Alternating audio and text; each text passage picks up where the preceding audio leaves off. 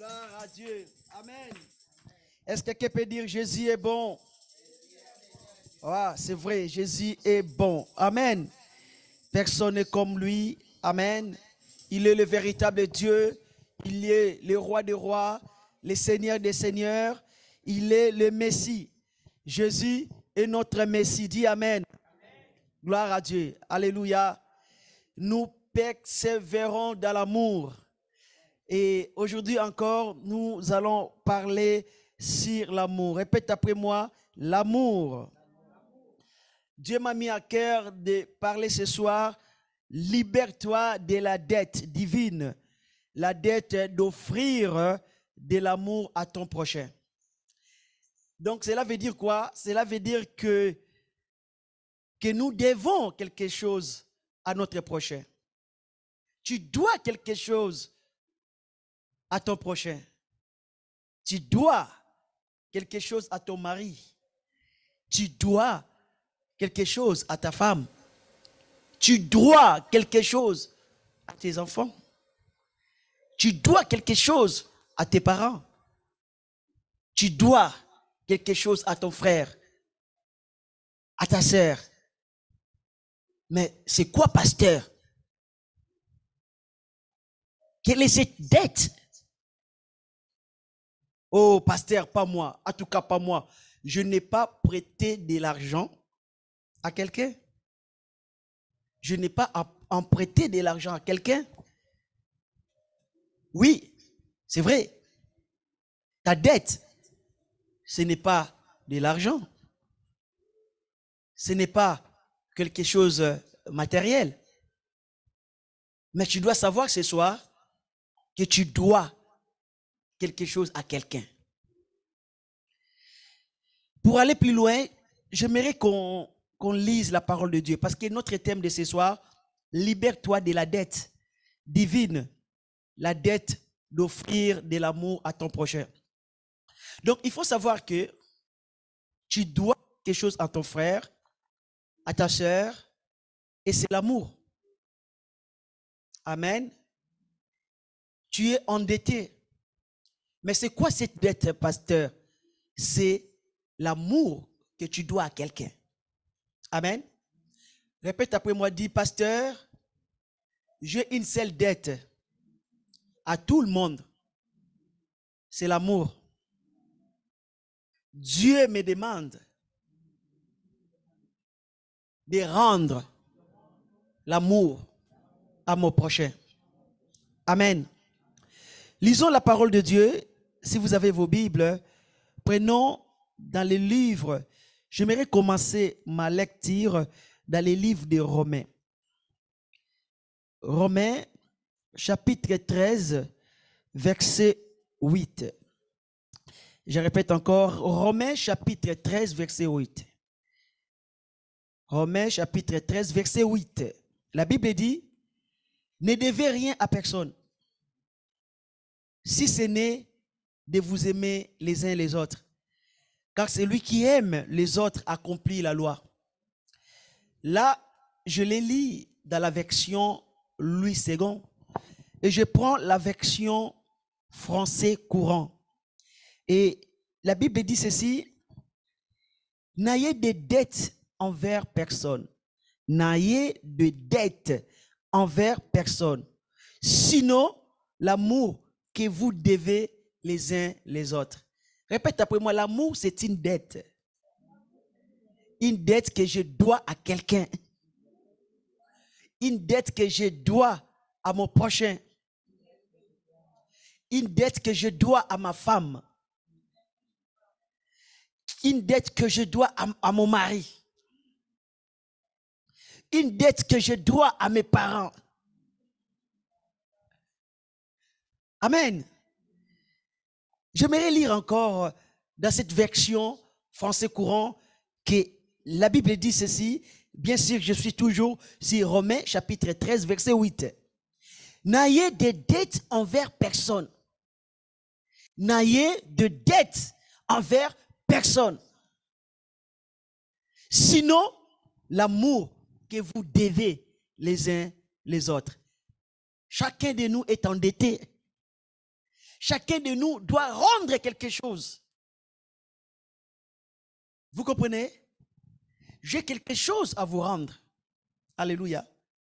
Vous tous qui êtes là, même ceux qui me suivent sur l'Internet, ceux qui me suivent sur Zoom, sur l'Internet, il faut savoir ceci. Vous devez quelque chose à quelqu'un. Selon la parole de Dieu, selon l'inspiration de l'apôtre Paul, vous devez quelque chose à quelqu'un.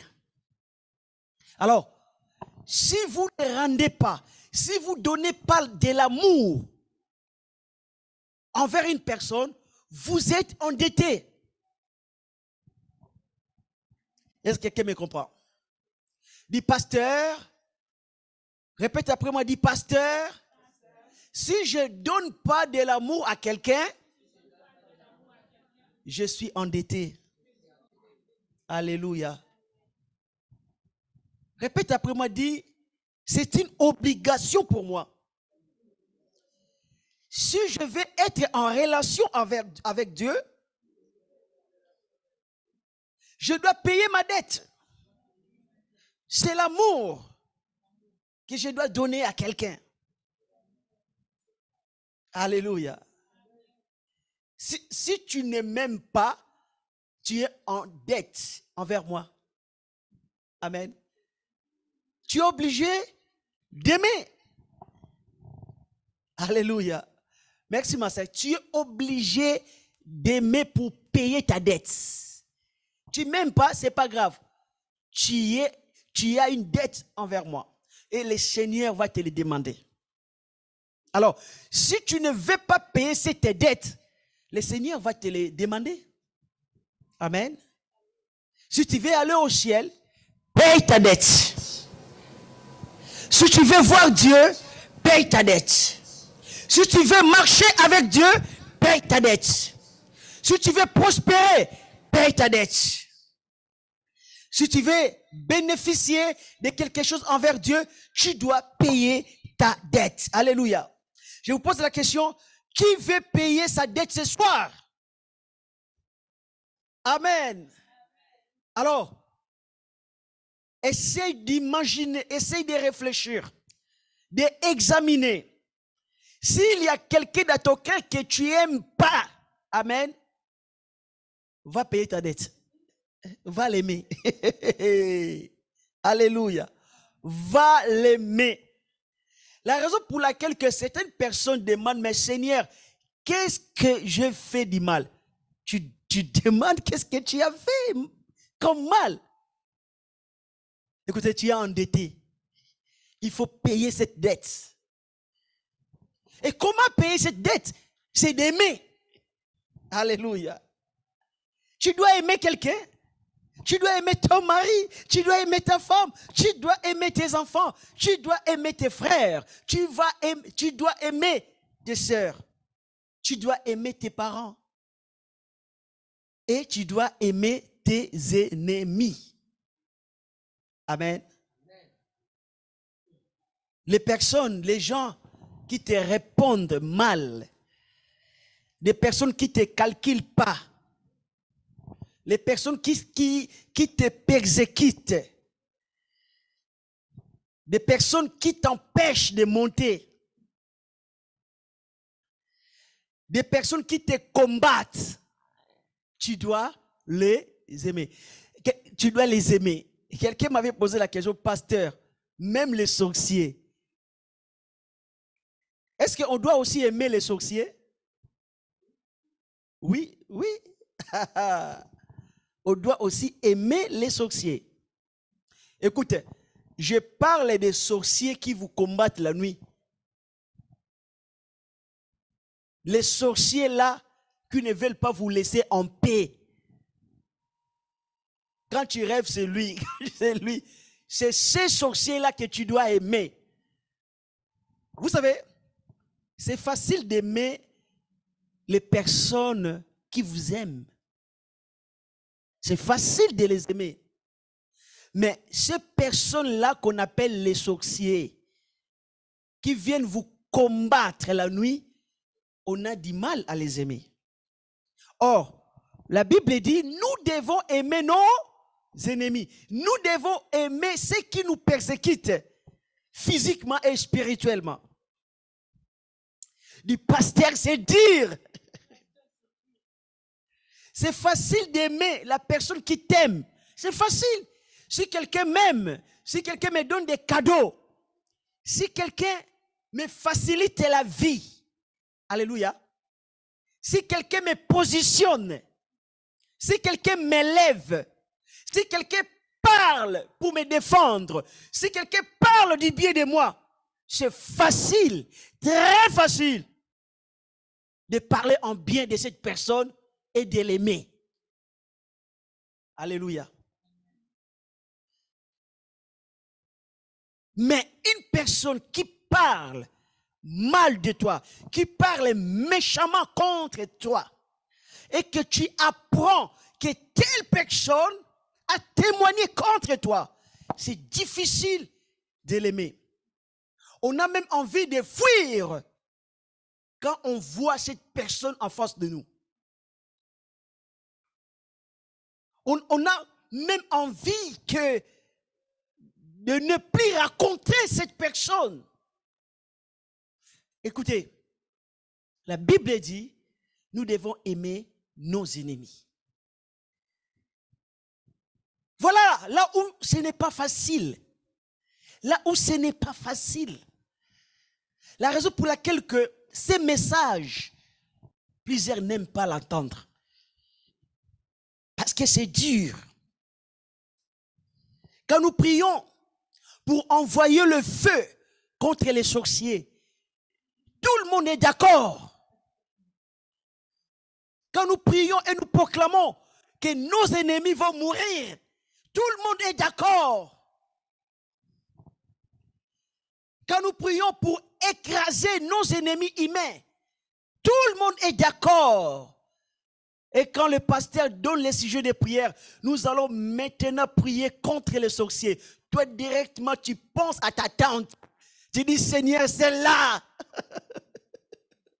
Tu penses à ton autre village. Tu dis, oh Seigneur, aujourd'hui même qu'il meurt. Et quand tu apprends que quelque chose de mal arrive à ta tante, à ton oncle, que tu soupçonnes de la sorcellerie, tu es content que Dieu les punisse. J'attends souvent sur l'internet les gens qui prient pour demander la mort aux sorciers, pour demander la mort à leurs ennemis, pour demander la mort à la mort des personnes qui les persécutent. Bien-aimés, Dieu dit, priez pour vos ennemis. Prions, priez pour nos ennemis. Priez pour vos ennemis. Ne les maudissez pas. J'aimerais que si dans ton cœur, tu as déjà maudit quelqu'un, aujourd'hui nous allons prier, tu dois renoncer à cela. Tu dois dire, Seigneur, je retire toutes tes mauvaises paroles que j'ai prononcées contre quelqu'un. Alléluia. Tu dois retirer, tu dois prier pour retirer toutes ces paroles de malédiction, toutes ces prières pour chercher la mort de quelqu'un. Tu dois retirer cela. Tu dois quelque chose, même aux sorciers. Tu dois quelque chose, même à tes ennemis, c'est de les aimer. Moi-même, quand je vous prêche, pendant que je vous parle, ma chair reçoit des coups. Amen. Parce que ma chair n'est pas d'accord avec ces messages. Je vous dis vrai.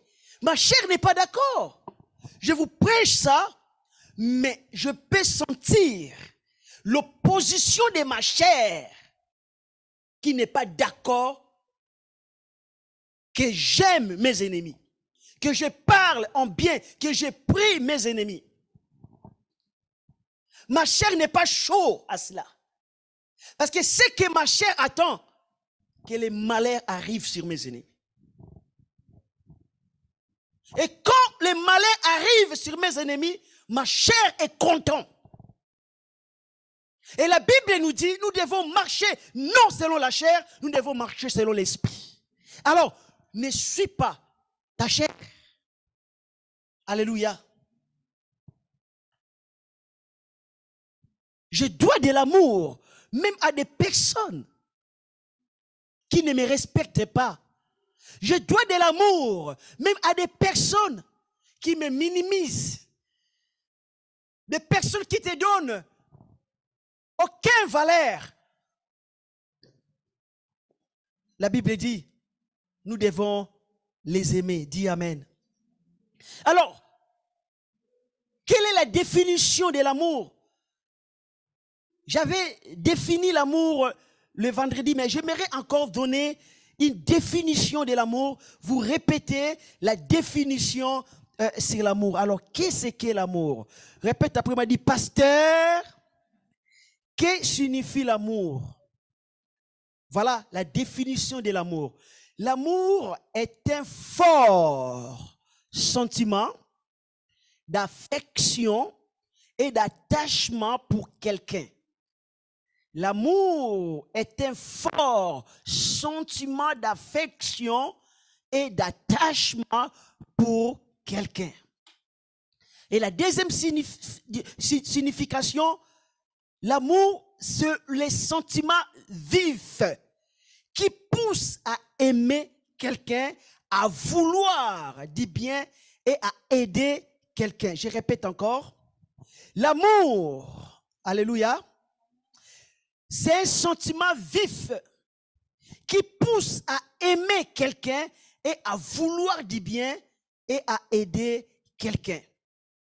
Et ces sentiments d'amour, ces sentiments intenses en nous, nous poussent à aider, à soutenir, à chercher du bien à quelqu'un. Et pour avoir ces sentiments, vous savez que la Bible dit, nous devons avoir en nous les sentiments qui étaient en Christ. Alors, je vous pose la question, quels sont les sentiments qui étaient en Christ? Et je vous dis, Christ avait le sentiment de l'amour. Et vous pouvez lire dans la Bible des passages qui disent que Jésus était rempli de compassion, de l'amour. Et quand un des disciples de Jésus avait fait une prière, la prière que vous faites aujourd'hui, n'est-ce pas? Et vous allez remarquer que Jésus avait refusé cette prière. Quel était ce sujet de prière de l'un des disciples de Jésus? C'était quoi? Seigneur Jésus, ordonne que le feu puisse descendre pour consumer toutes ces personnes qui ne veulent pas écouter l'évangile. Amen. Et qu'est-ce que Jésus avait répondu? Est-ce que Jésus avait permis que le feu puisse descendre? Heureusement que Dieu parfois n'écoute pas vos prières. Parce que si Dieu écoutait vos prières, mais tous les sorciers sont déjà brûlés, sont déjà en enfer. Mais vous ne remarquez pas que vous priez le feu sur les sorciers, et ces sorciers-là vivent encore jusqu'à aujourd'hui. Ils vivent encore jusqu'à aujourd'hui en bonne santé. Parce que Dieu ne tient pas compte de vos prières. Parce que vos prières, parfois, sont charnelles. Et l'un de ses disciples de Jésus avait fait une demande charnelle, de la haine, de la colère. Seigneur, ordonne que le feu consume. Mais écoutez, pourquoi ces disciples avaient demandé cette prière? Pourquoi? Simplement parce que dans cette ville, les gens ne voulaient pas de Jésus. Et Jésus dit, même la personne qui ne veut pas de moi, je ne le maudis pas. Regarde le comportement de Jésus. Même la personne qui les déteste, Jésus ne les maudit pas. Jésus dit, le Fils de l'homme est venu non pour perdre. Il est venu pour faire quoi? Donc Jésus nous a enseigné, même les personnes qui les détestent, même les personnes qui les persécutent, lui, il veut le sauver. Mais toi, les personnes qui te détestent, tu veux finir avec eux, de l'envoyer directement en enfer. Tu ne cherches même pas de prier pour leur repentance. C'est comme j'avais entendu une sœur qui priait. Elle priait contre les sorciers et elle disait ceci. Seigneur, au nom de Jésus, je prie pour que la malédiction tombe sur les sorciers, tombe sur leurs enfants, tombe sur les enfants de leurs enfants. Il dit, hé Seigneur, qu'est-ce que les enfants de leurs enfants t'ont fait? Ils ne sont pas encore nés. Toi, tu commences déjà à les maudire. Ce sont des prières que Dieu ne tient même pas compte. Comment un enfant qui n'est pas encore né, toi, tu commences déjà à faire des prières pour que Dieu les maudisse? Ce n'est pas ces enfants-là qui t'ont fait du mal. Tu maudis le papa qui t'a fait du mal, tu maudis sa femme, tu maudis les enfants, et tu ne t'arrêtes pas là, tu maudis aussi les enfants de leurs enfants. Et parfois les chrétiens sont colériques. Hein? Quelle dimension de la colère!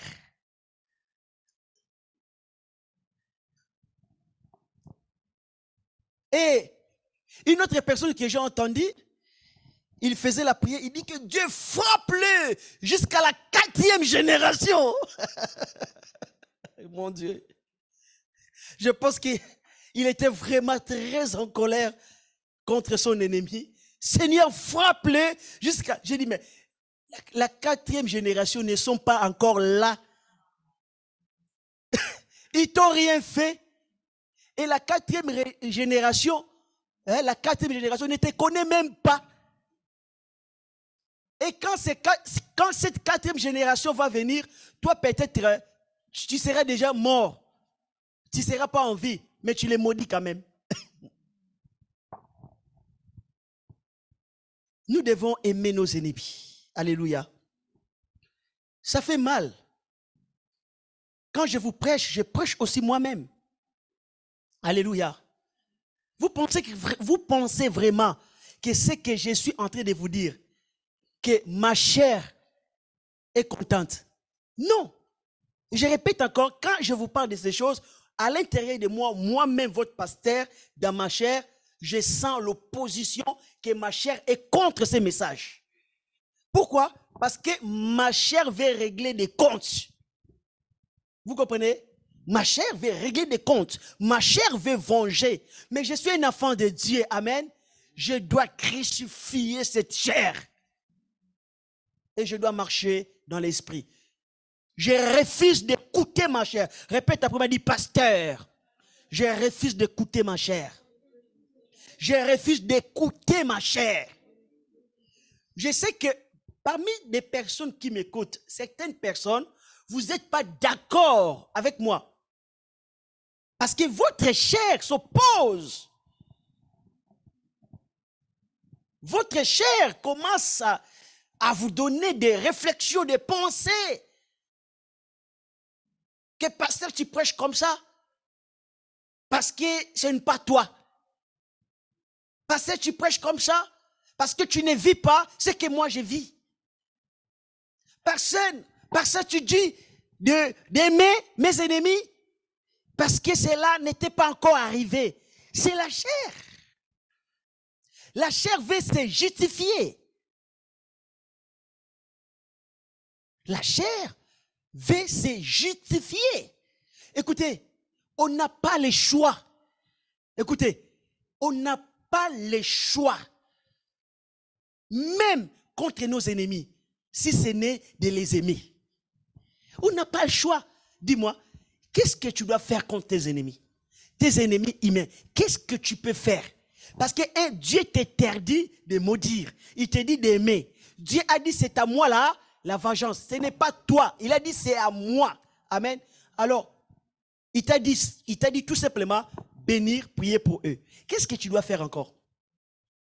Écoutez, ne sois pas des prières sur l'internet, des prières sur ce bateau de guerre, des choses là où les pasteurs passent tout le temps à maudire les sorciers, à chercher la mort des ennemis.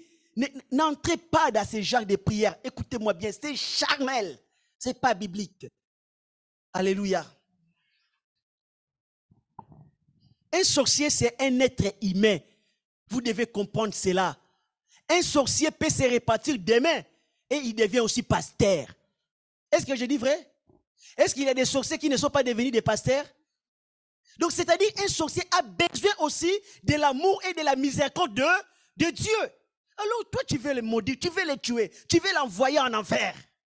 Écoutez, laisse Dieu lui-même, amen, d'établir son jugement et sa vengeance, pas toi. Amen. Toi, tu dois aimer. Mais vous savez, quand Dieu m'avait parlé de ces choses, amen, j'étais un peu en colère contre quelques personnes. Des personnes qui m'avaient offensé. Dieu m'a dit, tu as le choix devant toi. Ce que moi, je te dis, c'est de soutenir ces gens.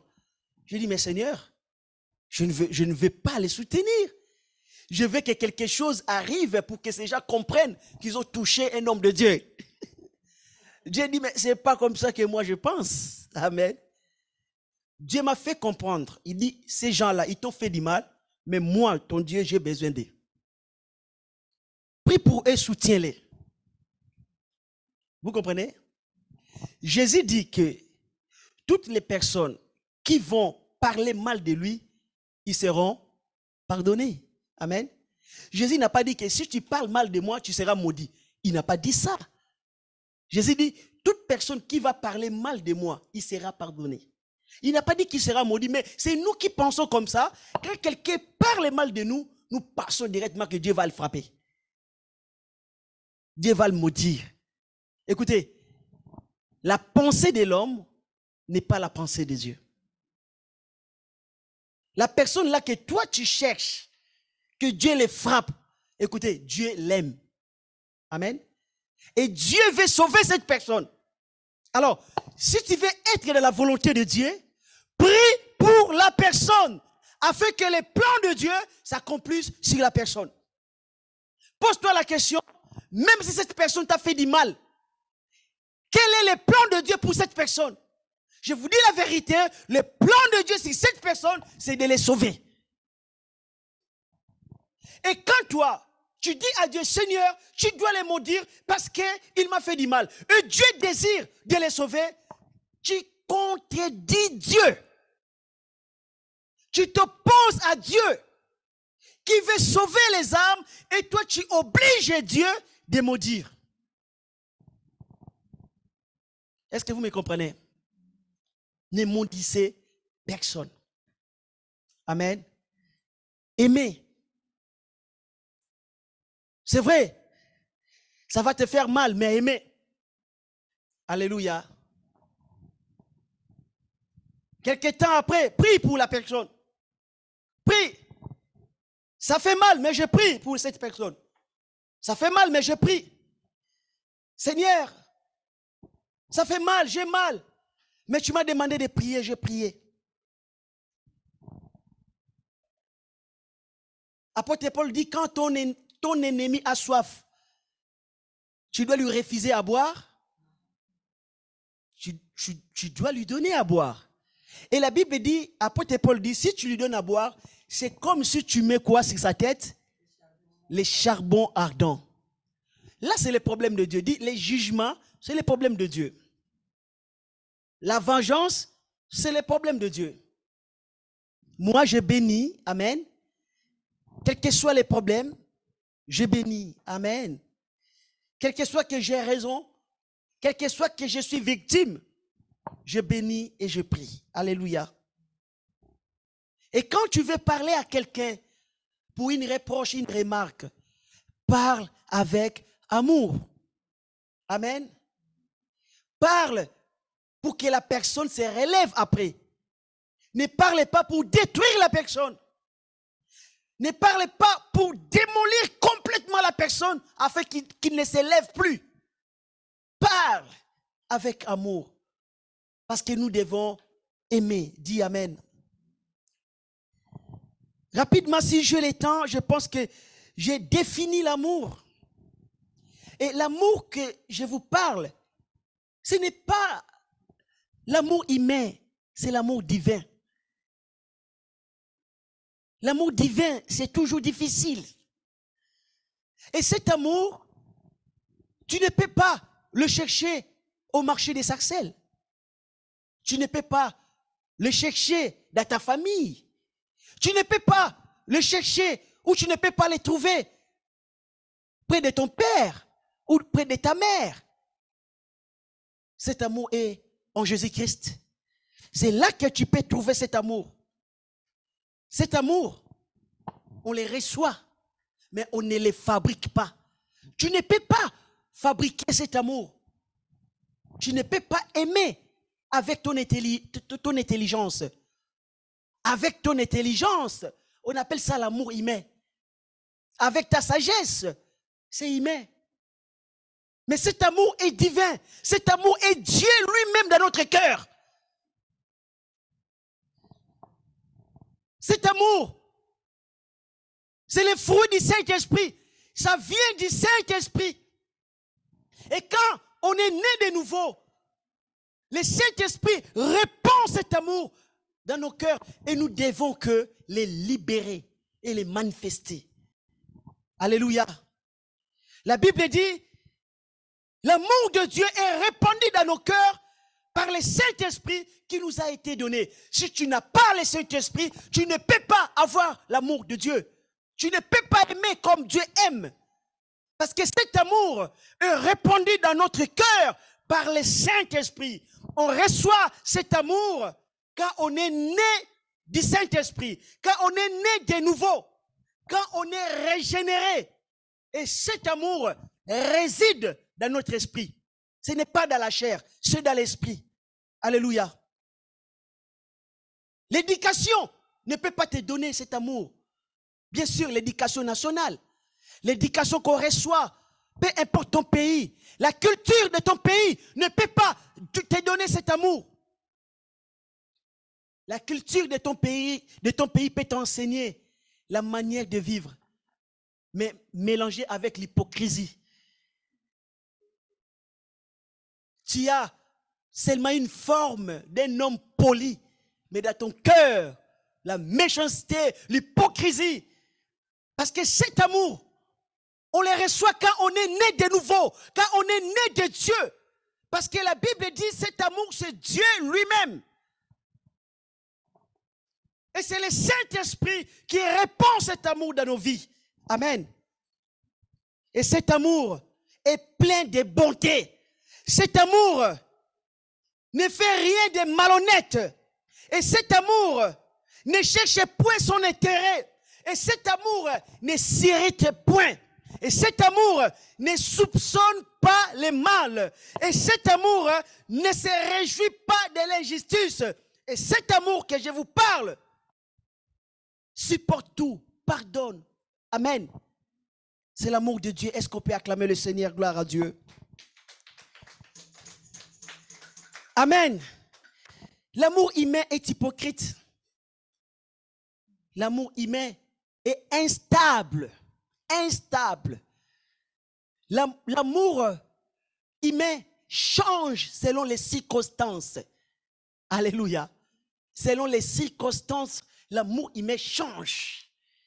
Une personne qui te dit aujourd'hui, chérie, je t'aime, demain, elle peut t'insulter. Ça, c'est l'amour humain. Alléluia. Demain, la personne peut changer, peut s'élever contre toi. Mais l'amour de Dieu est stable. Ça ne varie pas, ça ne change pas. L'amour de Dieu est plus fort que la mort. L'amour de Dieu est plus fort que la foi. L'amour de Dieu est plus grand que les miracles. C'est lui qui a l'amour de Dieu est plus grand. Le Seigneur m'avait dit quelque chose. Parce que dans le monde, nous pensons que des personnes qui aiment sont des faibles. Parce que si quelqu'un t'a fait du mal, pour montrer au monde que toi aussi tu es fort ou tu es plus fort, tu dois venger. Amen. Tu dois rendre aussi le coup. Dans le monde, quand tu ne rends pas le coup, tu es faible. Tu es peureux. Tu es une poule mouillée. Tu es bon à rien. Mais Dieu m'avait dit, parce que dans la chair, j'avais ce sentiment. Seigneur, si je ne rends pas le coup, les gens diront que je suis faible. Je dois me montrer, moi aussi je suis capable. Dieu m'a dit, toutefois que tu marches dans l'amour, amen, il m'a dit, tu seras toujours plus grand. Alléluia. Tu seras toujours plus grand devant moi, non devant les hommes. Il m'a dit, devant moi, tu ne manqueras de rien et tu ne tomberas pas. Si tu marches dans l'amour, si tu aimes, tu seras toujours plus fort. Alléluia. C'est vrai que humainement, on peut voir ça comme une faiblesse. Une faiblesse de ne pas rendre le coup, d'aimer la personne qui t'insulte. C'est une faiblesse, humainement parlant. Mais Dieu m'avait dit, une personne qui est dans cette condition d'amour, amen, cette personne est plus forte. Dis amen. Laissons à Dieu les jugements. Marchons toujours dans ces sentiments du Saint-Esprit, ces sentiments d'amour. Alléluia. Quand la colère veut monter, la Bible dit, avant le coucher du soleil, tu dois renoncer à ta colère. Tu ne peux pas dormir en colère contre ton prochain. Tu ne peux pas continuer à méditer les mal la nuit contre ton prochain, contre ton frère, contre ta sœur. Tu dois renoncer à cette colère, à cette haine pour vivre dans l'amour de Dieu. Alléluia. Dieu désire sauver tous les hommes. Ne les maudis pas, quel que soit leur comportement. Amen. Dieu désire les sauver. Vous savez, c'est le dernier passage que je vais lire. Je vais lire dans, peut-être il y aura d'autres. Je vis que j'ai encore 8 minutes. Donc je profite pour vous donner combien de points de vous donner rapidement 7 points. Rapidement, soyez sûrs, je finirai dans 8 minutes qui me restent. Les premiers points que j'aimerais vous donner, c'est l'amour. Nous ne pouvons pas comprendre les plans de Dieu pour l'humanité. Répète après moi, dis, nous ne pouvons pas comprendre tous les plans de Dieu pour l'humanité. Amen. La Bible dit ceci, dans Romains chapitre 11, verset 33, la Bible dit ceci, quelle profondeur ô la richesse, la sagesse et la connaissance de Dieu, que ses jugements sont insondables et ses voies impénétrables, en effet. Amen. Donc, cela signifie que la voix de Dieu, alléluia, la voix de Dieu, les jugements de Dieu est difficile, voire même je peux dire impossible pour que l'homme puisse comprendre. Si tu veux comprendre les jugements de Dieu, ce n'est que par le Saint-Esprit. Humainement, avec nos calculs, avec notre sagesse humaine, avec notre intelligence humaine, c'est impossible de comprendre le jugement de Dieu. Le jugement de Dieu est incompréhensible à l'homme. Le jugement de Dieu est inconcevable pour l'homme, inexplicable, inintelligible pour l'homme, insaisissable pour l'homme et mystérieux pour l'homme. Parce que prenons exemple, l'homme comme Paul, il a persécuté les disciples de Jésus, des serviteurs de Dieu. Il était témoin des maîtres et il continuait à poursuivre Et cet homme-là, il était même là. Peut-être il était aussi parmi des personnes qui ont voulu la mort d'Étienne, un homme de Dieu. Cet homme-là, humainement parlant, les gens peuvent prier, Seigneur, envoie le feu pour les consumer. Oh Seigneur, détruis cet homme. Mais écoutez, il a rencontré Jésus. Jésus est allé les chercher. Tandis que, écoutez-moi bien, tandis que toi qui marches avec Dieu, tu pries pour avoir des visions, tu n'as pas de vision. Et lui, qui n'était pas dans la prière, il était en train de chercher les chrétiens pour les massacrer. Il a vu une vision extraordinaire. Il a rencontré Jésus. Jésus est allé se manifester à un homme qui cherche à tuer les chrétiens. Tandis qu'il y a des enfants de Dieu qui prient pour avoir seulement une petite vision de Jésus, pour attendre seulement une voix de Dieu. Il n'attend jamais la voix audible. Mais lui, un criminel, il a eu une vision. La raison pour laquelle, bien aimé, arrêtons de maudire les gens, quels que soient les comportements. Alléluia. Parce que cet homme-là, ou cette femme-là, tu maudis, Dieu a un plan pour elle. Dieu a un plan pour lui. Donc, c'est-à-dire que Dieu avait un plan pour Paul, malgré son comportement. La raison pour laquelle je vous dis, écoutez, la voix de Dieu, le jugement de Dieu est incompréhensible. Parce que moi, étant qu'un être humain, je dirais que cet homme mérite la prison. Cet homme mérite d'être condamné à mort. Mais Dieu ne pense pas comme ça. Mais Dieu pense utiliser cet homme. Ne maudissez pas les gens parce que nous ne connaissons pas le plan de Dieu sur ces gens. Malgré leurs bêtises, malgré leurs péchés, attention. Amen. Parce que si toi, tu commençais à prier pour envoyer le feu contre Paul, tes prières seront contre le plan de Dieu. Parce que Dieu ne voulait pas détruire Paul. Mais Dieu, au contraire, voulait sauver et utiliser Paul. Vous comprenez? Et numéro 2, Dieu désire sauver tous les hommes. Dieu désire sauver tous les hommes. La raison pour laquelle je respecte tous les hommes. Parce que Dieu aime les hommes.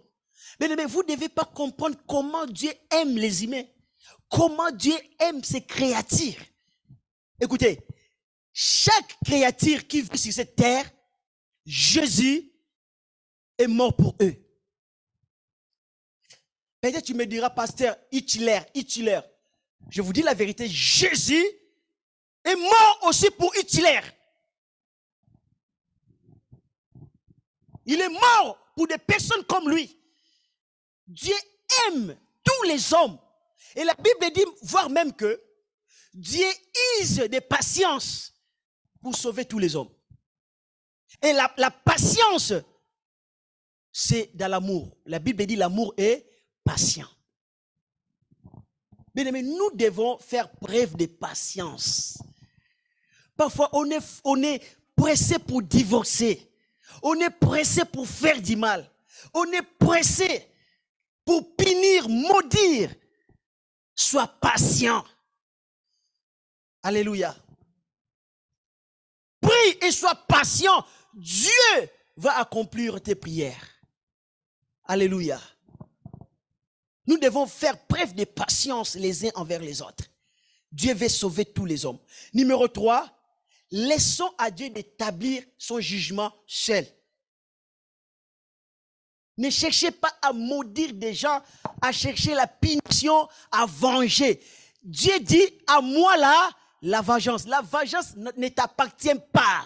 Ce n'est pas à toi d'aller venger contre tes ennemis. La vengeance appartient à Dieu.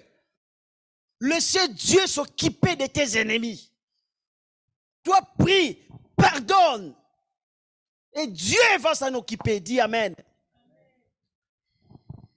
Numéro 4. Nous devons donner de l'amour à tous les hommes. À tous les hommes. Pas seulement des personnes qui t'aiment, mais tous les hommes, même tes ennemis. Même des personnes que tu penses humainement ne méritent pas ton amour, Dieu dit, aime-le et prie pour eux.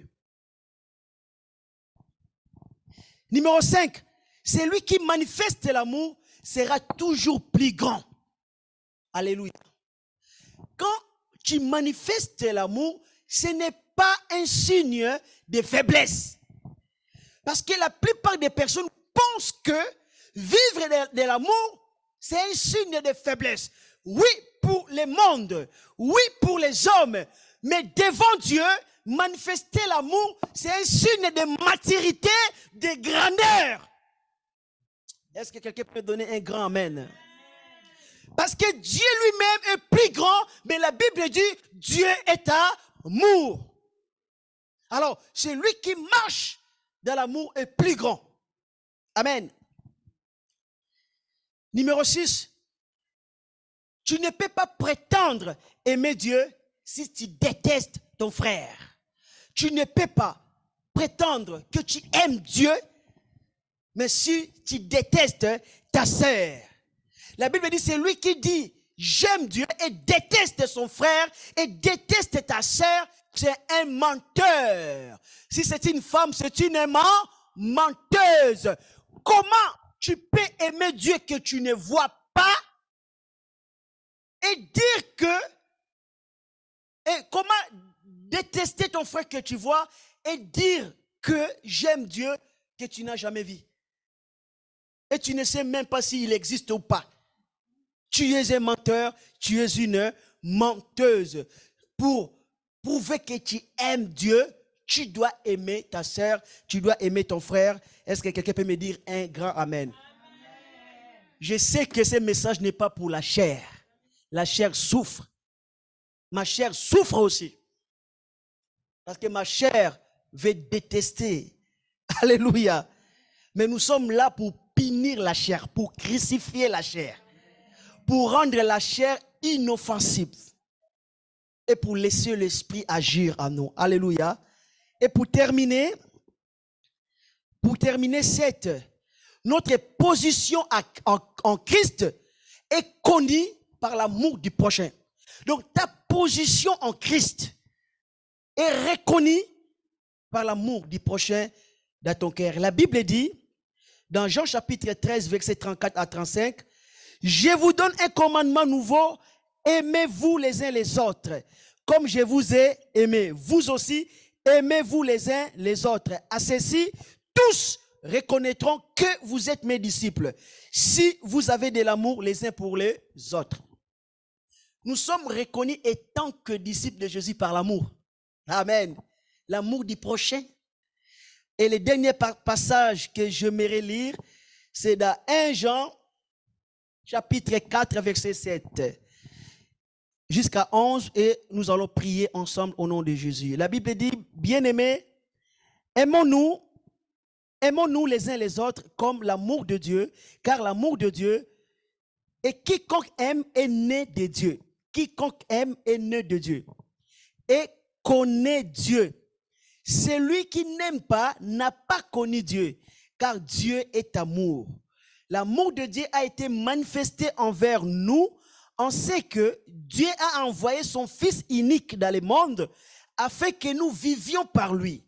Et cet amour consiste non point à ce que nous avons aimé Dieu, mais en ce qu'il nous a aimés et a envoyé son Fils comme victime expiatoire pour nos péchés. Bien-aimés, si Dieu nous a ainsi aimés, nous devons aussi nous aimer les uns les autres. Personne n'a jamais vu Dieu. Si nous nous aimons les uns les autres, Dieu demeure en nous et son amour est parfait en nous. Si nous nous aimons les uns les autres, c'est la preuve que Dieu demeure en nous. La preuve que tu es disciple de Jésus, la preuve que Dieu est avec toi, ce n'est pas quand tu opères les miracles. Ce n'est pas quand tu auras une grande église. Ce n'est pas quand tu chasses les démons. Mais c'est quand nous nous aimons les uns et les autres. 1 Corinthiens, et non, 1 Jean, chapitre 4, verset 7. À 7e, notre position en Christ est reconnue par l'amour du prochain. Amen. Ce n'est pas les miracles qui confirment, qui te positionnent en Christ, mais c'est l'amour. Alléluia. C'est l'amour. Celui qui aime est plus grand que celui qui opère les miracles. Celui qui aime est plus grand, c'est celui qui a fondé une grande église. Marchons dans l'amour. Lèvons-nous, nous allons prier au nom de Jésus. Gloire à Dieu, nous allons prier le Seigneur. Amen. Gloire à Dieu. Répétez après moi cette prière. Dis Seigneur Jésus, mon amour humain peut s'épuiser, mais les tiens, je vais continuer à puiser à la source de ton amour infini qui s'offre aux autres sans chercher à savoir s'il les mérite ou non. J'ai une dette, Seigneur, et je vais payer ma dette d'offrir l'amour à mon prochain. Je vais aimer, même si c'est difficile. Je vais vivre dans l'esprit, parce que l'amour réside dans l'esprit. L'amour divin réside dans l'esprit. Le Saint-Esprit a répandu l'amour dans mon cœur. Merci Seigneur. Je vais vivre dans cet amour. Je vais manifester cet amour. Merci Jésus. Merci pour l'amour divin. À toi soit la gloire. À toi soit la puissance. Au nom de Jésus-Christ. Amen. Est-ce qu'on peut acclamer le Seigneur notre Dieu? Gloire à Dieu. Amen. Nous sommes à la fin de notre réunion. Amen. Que le Seigneur vous bénisse. Et notre sœur Marguerite va vous proposer des enveloppes pour ceux qui souhaiteraient bénir l'œuvre de Dieu. Et je vous informe que notre sœur Marguerite est notre trésorière. Bientôt, on va ouvrir un compte qu'on va se séparer les comptes de la cellule et d'autres comptes. C'est obligé. La loi nous demande de faire cette séparation. Et c'est notre sœur Marguerite va gérer cela étant que trésorière. On aura aussi besoin d'une deuxième trésorière ou d'un deuxième trésorier pour gérer nos comptes de l'Église. Amen. Vous savez que la cellule de Garges n'a pas une association, mais on va mettre une association spéciale rien que pour avoir un compte à part pour mettre tout ce que nous recevons dans ces comptes. Et ce que nous recevons, vous pouvez savoir que c'est pour payer les loyers. Je pense que Mme Elise avait vu que les responsables de ces bâtiments étaient venus ici pour réclamer le chèque pour les loyers. Donc, je lui ai donné, on a 3 salles que nous payons. Donc, il a venu réclamer des chèques qu'il avait oubliés. C'est pas ma faute.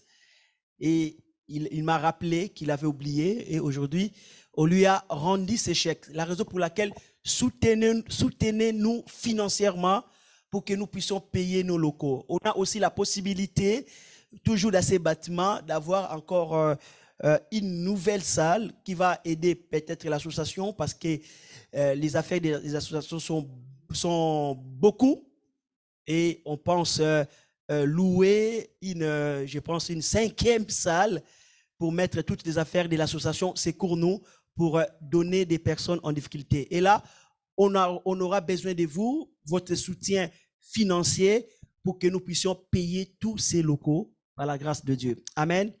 Et viens prier pour les offrandes, la sœur Marguerite. Gloire. Nous te louons, nous te bénissons, à toi la gloire, à toi la louange. Seigneur, nous te présentons les offrandes, Seigneur mon Dieu. C'est toi qui nous donnes la force, Seigneur, la santé de travailler, Père éternel, mon Dieu, mon roi. Seigneur, nous n'avons rien, tout appartient. C'est toi qui permets tout ça, Père éternel. Nous te disons merci et nous te prions aussi, Père, de donner du travail à ceux qui n'en ont pas et de disposer le cœur de ceux, Seigneur mon Dieu, mon roi, qui n'osent pas donner ou bien qui n'ont pas envie de donner, que toi-même, Saint-Esprit, tu disposes le cœur afin qu'ils puissent participer à l'avancement de ton œuvre.